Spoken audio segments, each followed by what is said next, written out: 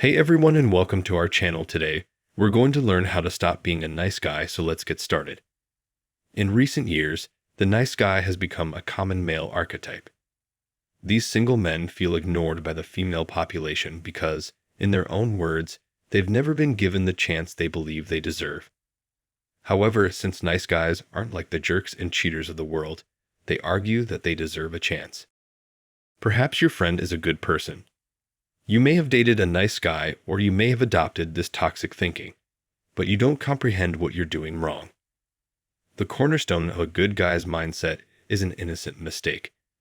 No matter who they are, nice people attempt to figure out why some guys are successful with women, because many of them struggle to attract women. They may not be as handsome as some other men, they may not have an interesting dating history, or any of these things may be the case. Why do others get her attention when you feel left out and unnoticed? Many lonely men struggle with this issue. A small percentage of men handle these challenges in a healthy manner, using their struggles as motivation to better themselves and become more attractive people. These men typically experience success in the future.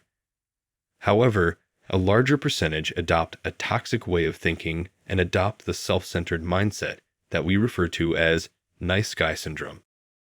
Now, nice guy syndrome centers on the idea that if you are respectful and kind to a woman, she should pay attention to you. In contrast, jerks and cheaters don't think they deserve a woman's affection. But what happens when that plan fails? When nice guys fall flat on their faces, they don't recognize the flaws in their own thinking. So they play the victim card and attack the entire group of women who are decent. They claim that females simply choose the wrong men, but the truth is that women's preferences for men are not the issue.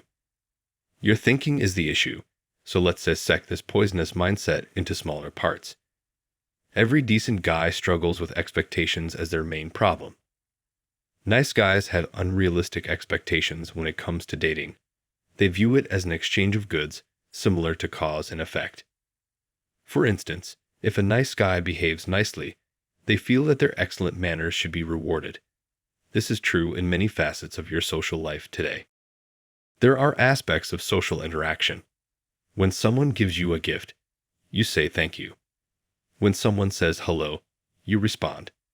It's an exchange of one gesture or mannerism for another. But stop and consider why you do these things. Do you give someone a gift in order to receive a gift in return? Or do you say hello in order to be acknowledged? Of course not.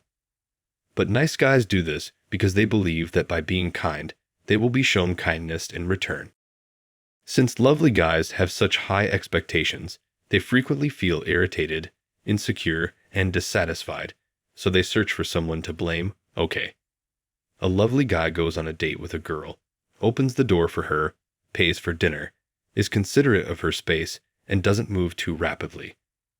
At the end of the evening, he expects her to kiss him goodnight, but nothing happens, and they part ways.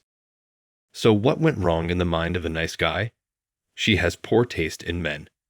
She couldn't see the great guy standing right in front of her. Why does he think this way? Because he is harboring a toxic expectation that his small acts of decency warrant a romantic relationship. Now, psychologist Dr. Robert Glover says that these exchanges are harmful because they are based on unrealistic expectations. They pursue, but here's where it gets really problematic. If a nice guy likes you, he forms that contract in his head. He holds up his end of the bargain.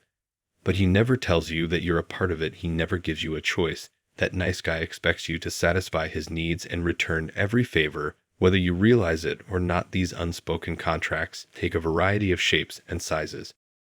A straightforward agreement would read, I listen to your complaints, hence I should be your boyfriend. Or, I give you gifts, therefore you shall repay me with intimacy. Contracts and expectations are a big issue, but there's an even bigger problem going on here. Nice guys are not nice for the sake of being nice. They are nice only because they want something. So if a nice guy does you a favor, there are always strings attached even if you don't realize it. Not only is that manipulative, it's nothing like genuine kindness. A lot of women are looking for someone who is kind, but not a nice guy. They don't want someone who acts nicely just to get anything in return. They want someone who is kind because they are truly kind. Although there are plenty of disrespectful, manipulative, and unkind partners in the world, nice guys like to point them out. However, nice guys shouldn't put themselves on a pedestal because while they may have better manners and are more respectful, their true motivations are completely different, which repel women. The nice guy mentality is also very condescending. Many nice guys say on the kind of guy women should want to date, they believe they know exactly what women want. They pretend to be the ideal option and insist that women can't see what's right in front of them. Oh, but that's not right at all. Nice guys are generalizing the wants, needs, and preferences of billions of women. They're assuming women don't know what they want in a partner. And to make matters worse, nice guys think they deserve to date any woman on the planet, all because they can act like a decent person. But here's the truth: if you want someone to notice you, you have to do more than the bare minimum.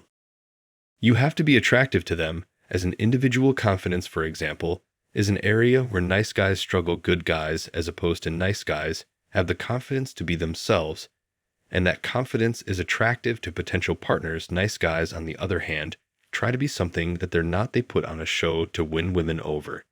And that's where those expectations come into play.